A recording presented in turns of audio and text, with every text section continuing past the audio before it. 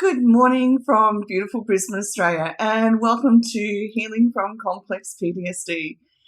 I hope that you're enjoying all the videos, and thank you for all the new follows. And it's really lovely to hear when the information helps you, because so much of what I'm able to share with you isn't available even in your local psychologist's office at this time.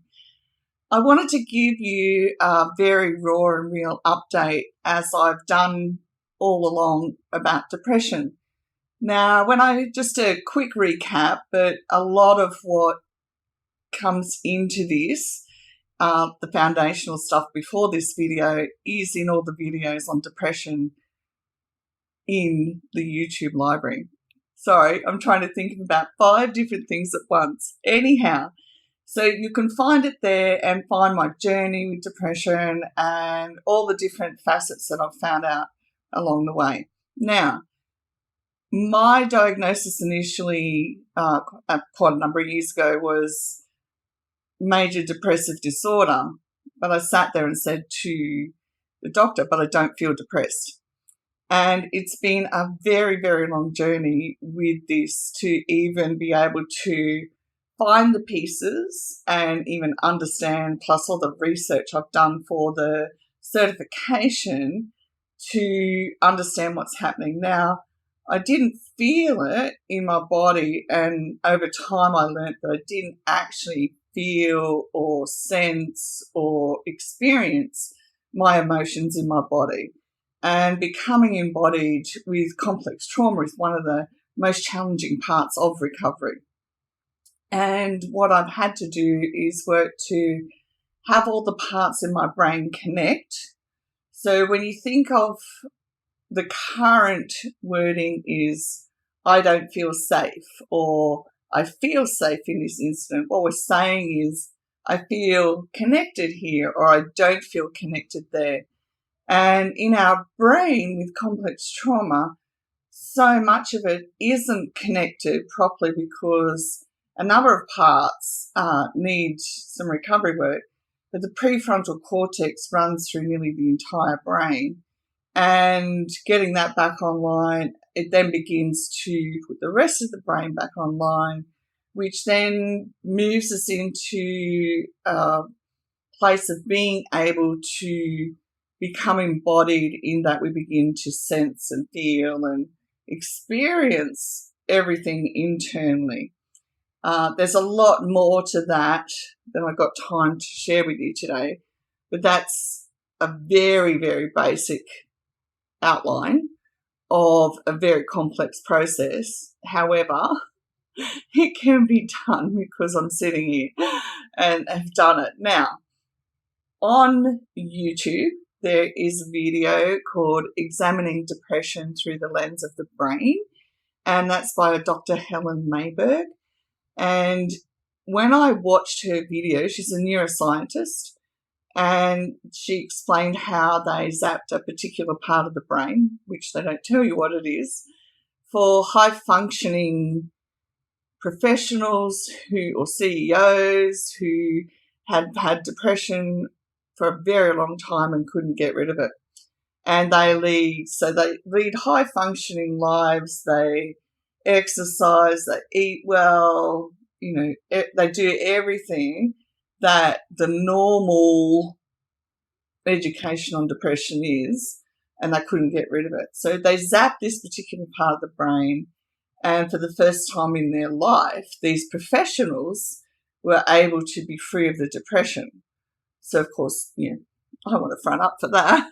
But if you look up her name online, they're still in the scientific discovery stages of doing trials, doing lots of different things. It takes about 17 years for a scientist or doctor, whoever it is with the research, to bring research into the public sphere, to put it in a manual or an education book, or all of the things that need the educational information in them, and to actually be able to take it out into the public arena. However, I didn't have 17 years to wait, as most of us don't, because we've been dealing with this all of our life. So on I went with the healing the complex trauma.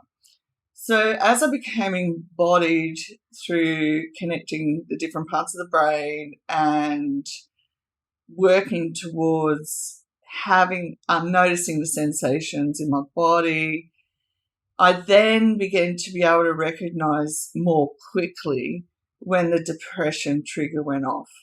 So after watching that video, I went, well, if they can zap one part of the brain, which of course they're not going to release because they're going to earn a lot of money off it, which part of the brain it is, I said to myself, well, if it's just one part of the brain, that means that every time I get depressed, then that means the trigger, that place in the brain, has been triggered.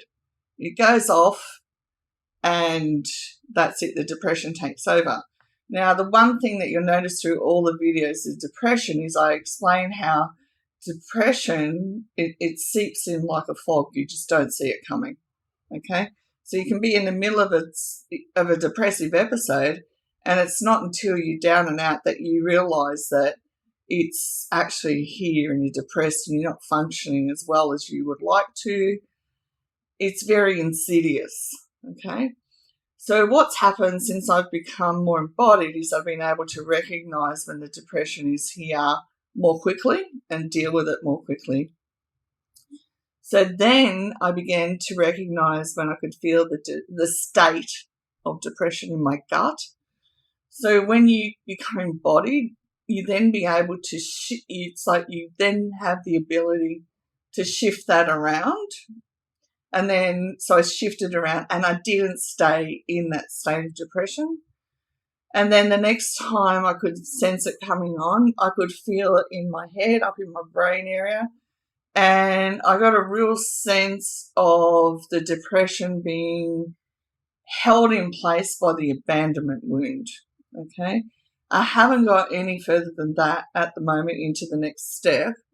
However, what I'm doing in my life in order to get to the next step, which is obviously whatever, well, I don't know, and it's not in any book about the depression and the abandonment wound, but a lot of the videos that I've done already too talk about the abandonment wound, the dissociation, and the depression in different facets as well. So now I'm making very big efforts to put my daily routine into place for a full day and organise it the night before. And it's not easy, okay? So I went on to a program to put the outline of my day in place, and I just went, this is too hard. Like the executive functioning wasn't there to do it, and I just shut it down, just went up. I said, I may as well just start work. This is driving me crazy. However, that's normal for us when we go to do something new. It's very hard. However, I left it for a few days, a week, 5 days, and I've gone back and I've started to just slow down, right? Practice slowing your internal self down. Just slow down, and I've been able to put some information on there.